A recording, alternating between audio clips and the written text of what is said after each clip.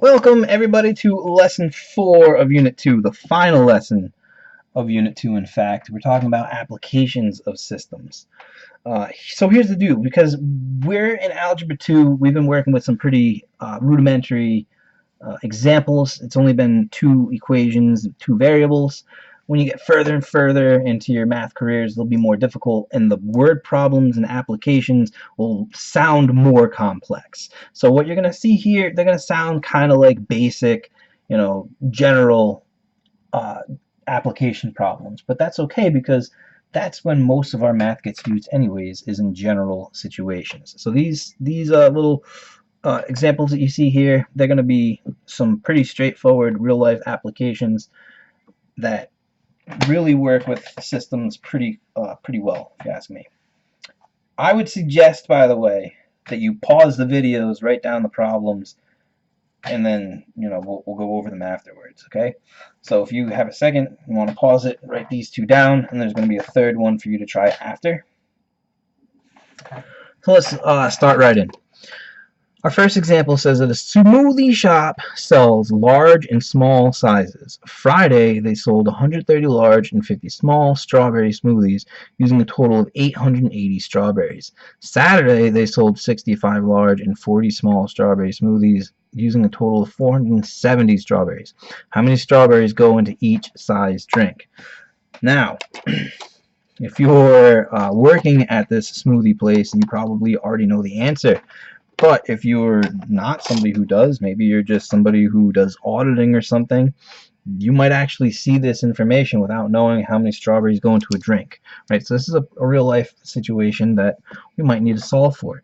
What we're going to do with this is we're going to start to create different variables to use. You could use x's and y's, you could use l's and s's for large and small, whatever you want to do. Okay, but we do know that there's 2 different situations. We have Friday and the Saturday. So our first equation for Friday, it says they sold 130 large, so I'll put L for large, and 50 small. I'll put S for small. Now, when they use the word and, we usually think about addition, and because we're talking about a total of so many strawberries, that would be equal to 880. Alright, so 130 large plus 50 smalls, they use 880 strawberries. That makes sense. Now we'll look at Saturday. Saturday they sold 65 large and they sold 40 small for a total of 470 strawberries. Alright, so now the idea here is we can use either method that we want. We could even graph it, although graphing could be a problem if our graph is really large and our solution is far out there. We could use substitution, but I think elimination will work here for us. In fact, I'm looking at the larges, right? 65 is actually half of 130. So what I'm thinking is if I multiply this by -2, it'll give me the opposite sign with 130 there, right? So I'm going to rewrite our top line, and then I'm going to distribute. That'll give me -130 large, -80 small. Ooh, let's see. That's a 940, -940. When we combine like terms, our larges disappear. -30s. Let's see, 940 minus 880. That's going to be 60, -60. And then finally, we'll divide by -30. -60 divided by -30 is 2. So right now it's telling us the small drink requires 2 strawberries. Maybe they're using yogurt or something for the rest of the flavoring. I don't know. Well, we still need to know about large. So I'm going to plug into our original equations. Let's use this bottom one. Let's say 65 large plus 40 times 2 for small equals 470. 65 large plus 80 equals 470. minus 80 on both sides. That would be what? 390 divided by 65. What is 390 divided by 65? Let's see. 390 divided by 65 is 6. So, we are working with application problems, word problems, right? Word problems use words when they're asking you, so we should be using words when we answer them, meaning a sentence of some sort, right? So we want to say they use 2 strawberries in smalls and 6 in larges. We don't actually want to write it as a coordinate pair necessarily, because we would actually be speaking to a person. We wouldn't just be like 2, 6, right? We would actually say to them 2 strawberries in a small, 6 in a large. So however we would verbally say this to somebody, that's how we would want to write it as an answer. You should have already written this problem down. So let's take a look at this one. Right? It says a pizza shop has a special deals board. For 2 slices of pizza and a drink, it's $5. For 6 slices and 2 drinks, it's $13. How much is a slice of pizza and how much is a drink? Well, I'm going to do this. 2p for pieces of pizza plus 1 drink, we'll do D for drink, equals 5. Our second equation, it says 6 slices of pizza plus 2 drinks is 13. Okay, well, I'm going to multiply this top equation by -2. That's going to give us -4p minus 2d equals -10. Combining like terms, let's see, adding straight down, we get 2p equals 3, and then we'll divide by 2. Now, we're working with money here, right? So if I do 3 divided by 2, I don't want to leave it as 3 over 2. I'm going to actually look for a decimal here.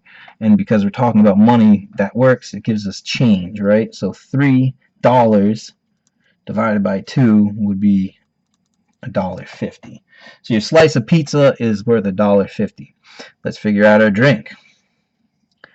2 times 150 plus the drink equals 5. So $3 plus the drink equals 5. We'll subtract 3, and we find the drink to be $2. Wow, the drink's more than the piece of pizza is. Anyways, we want to make sure that we say that. So we will say pizza cost $1.50 and the drink $2. Okay, so these are, again, real life situations. We're using systems of equations. Is this something that you would normally do while you're working at the pizza place? No. But is this something that if you saw a sign while you're eating your pizza and you want to know what they're charging you, go for it. You know how to do the math now. We got one more problem for you. This one's for you to try on your own. Pause it and resume whenever you're ready to check your solutions.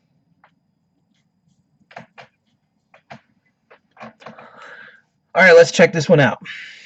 It says that on a busy day, a movie theater made 14,600 in sales on 1,024 tickets and sold 300 popcorns. Wow. Alright, so let's see. 1,024 tickets plus 300 popcorn sold for 14,600. That was a busy day. On a slow day, they made 2,560 in sales on 128 tickets and 160 popcorn.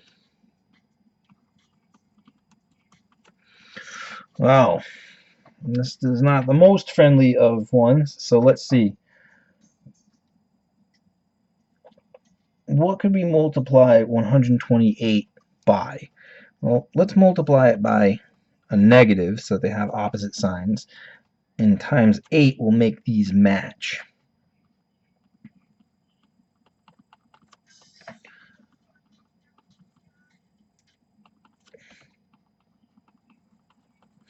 Alright, so let's do our multiplication here. Negative 8 times 128 gives us negative 1024t. That was set up. Alright, let's do 8 times 160. That gives us negative 1280. And then we have to do negative 8 times 2560, which is negative 20,480. Alright, our T's, tickets, those will eliminate. 300 minus 1280 is negative 980p. 14,600 minus 2480, 5880. And then finally, we're going to divide by negative 980. By the way, I am not doing this in my head. I have a calculator off to the side of the screen here that I'm using. Okay, calculators are your friends. Just make sure that you type in the right numbers. Go back, check before you press button, the enter button. So I found popcorn. That's our popcorn price at $6. That's a reasonable price for a movie theater popcorn, I suppose, nowadays. Right, $6 probably for a small. All right, we're gonna go back into one of these original equations. I'm gonna go with the smaller one down here. So 128 for tickets plus 160 times 6 popcorns equals 2560. 128t will not change. 160 times 6 is 960. We'll subtract that 960 from both sides. Let's see. 2560 minus 960. 1600 divided by 128.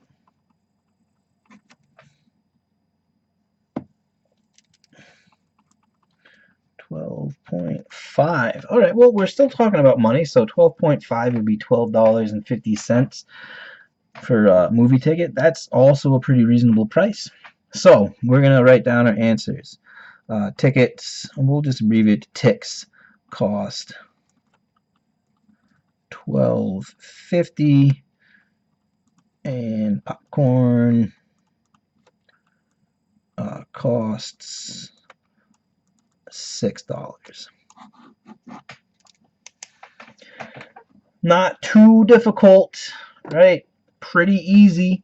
I made this one a little bit more difficult because the numbers were larger, but the more you practice your difficult problems, the easier the less challenging ones are. I know that sounds kind of stupid to say, but it makes sense when you practice. All right. So if you have any questions, leave them on the comments, or preferably bring them into class with you. I hope this helped out, and I hope this gave you an idea of what these types of problems can be used for at this level. And again, they're going to be used even more when we get to pre-calculus, and if you ever go into linear algebra, you can do a lot of stuff with this. This is just the intro. Okay? See you at our next video.